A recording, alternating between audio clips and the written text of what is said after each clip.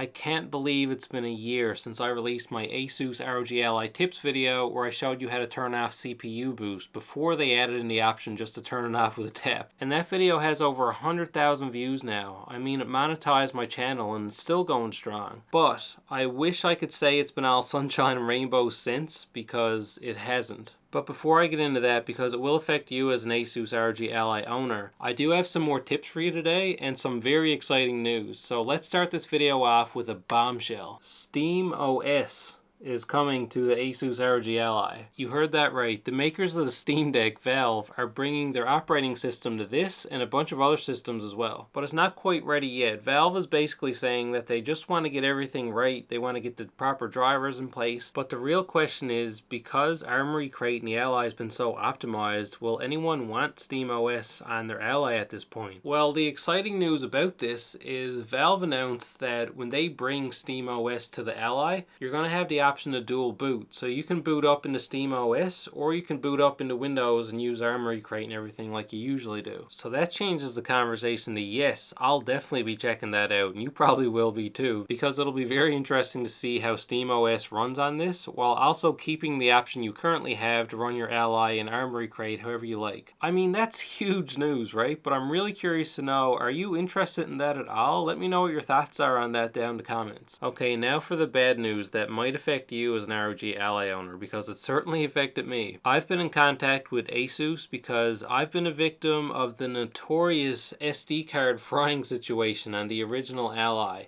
Not once this year, but twice. So why am I sharing that with you? Because if that happened to you, or if it does happen to you, I verified something with ASUS which might help you out. Basically, ASUS put a policy in place where your Ally has 3 strikes. So obviously I've used 2 of them. So if this breaks for a 3rd time, they'll send me a brand new one, no questions asked. And you might be thinking to yourself, you bought your Ally a year ago, your warranty's probably expired, but your warranty will get extended with ASUS if this happens. And I can show you that on my screen right now. Basically on the desktop, if you go into My ASUS, down on the bottom left you'll see your warranty service. And I bought my Ally in June of 2023. So it's already been over a year, and my warranty has been extended to June of 2025. So it's basically another motivating factor for me to play this a lot over the next year, because if this breaks again, I'm getting a brand new one. So let's go over a few tips, and I'll give you some resources online that'll really help you out for a lot of your game settings. But before we deep dive into that, did you know that most people that watch my channel are not subscribed at all? So if you're new to the channel, subscribe, because we're gamers. We have something in common. So in saying that, welcome to the channel. Let me know who you are down in the comments, and I have a lot more in the works for BatPixel. So the first tip is my answer to all my viewers who are always asking me about how to set up the ROG Ally different ways for different games. Well, now there's a resource you can use so you can find the game that you're playing and you can see what all the optimizations are. So you can optimize all your games really easily. A really good resource is ROG Ally Life. This website has all kinds of news and gaming guides and settings and accessories. So all you have to do is just search the game you're playing in the search bar, find it, click into it, and you'll see the best optimization settings for that game. And on your Ally, you can set up your own game profiles for that game. So it'll always play with those configurations when you boot the game up. So you no longer have to mess around with your game so much with this. You can just see what a great configuration is, use that, and just enjoy your games. There's a couple of other really good online resources. One is the ROG Ally subreddit. There's a whole community here where you can ask questions or learn about stuff. There's a website called rogally.games. This is basically a website where people from all over the world submit their configuration for the game they're playing. My next tip is how to properly use the recently introduced fluid motion frames, because a lot of people are using that wrong. So AMD's fluid motion frames is a frames per second boost. It's different than AMD's variable refresh rate or FreeSync. So a variable refresh rate will reduce screen tearing and stuttering by matching your screen's refresh rate. If you're more concerned about getting more frames per second, you might want to consider using fluid motion frames. If you want to turn on fluid motion frames, there's a few things you're going to have to do. So open up AMD software,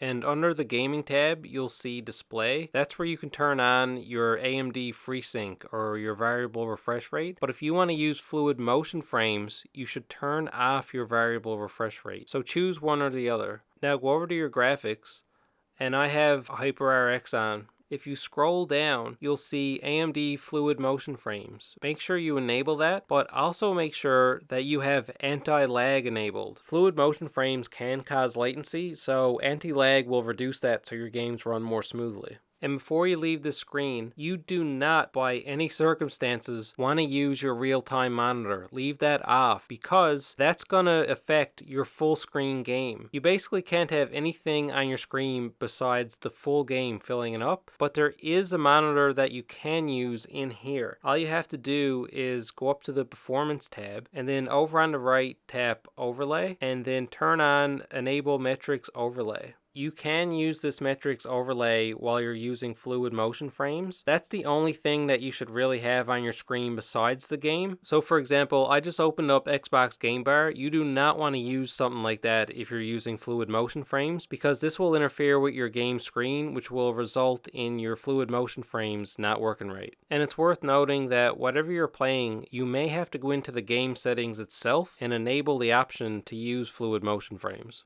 And of course, as always, make sure your ROG Ally is up to date and you'll be good to go. I mean, over the past year, this thing has become a gaming beast in the market, and people love this and the ROG Ally X. But the question is, should you upgrade from this to the X? Well, the worst thing about the original one is that the battery life sucks. So if you're playing a AAA game, you might not even get an hour of gameplay out of it. Whereas if you have the X, you'll get a few hours out of it. And it is significant, and you get a bunch of upgrades, including like better joysticks and all kinds of stuff. If you don't own an original, I would suggest buying the X instead of this one, but if you do own this, I don't think it's really worth upgrading from this to the X, because think about the price. You've already paid hundreds and hundreds of dollars for this, and if you upgrade to the X, you're going to have to spend upwards to $1,000 for that. So I think that's a little bit of a waste of money, especially how optimized this has become over the past year, and all the accessories that are out for this now that can enhance your experience. Just like this mod case, for example, that I reviewed that actually reduces your temperature significantly while you're playing. I just don't think that the ROG Ally X is offering enough to completely abandon the original and then go pay full price for that just to get a few upgrades. You can use battery banks with this, and ASUS has just optimized this a lot since it came out. So even though it hasn't been the best year with this, ASUS is putting a lot of work into optimizing this the very best they can,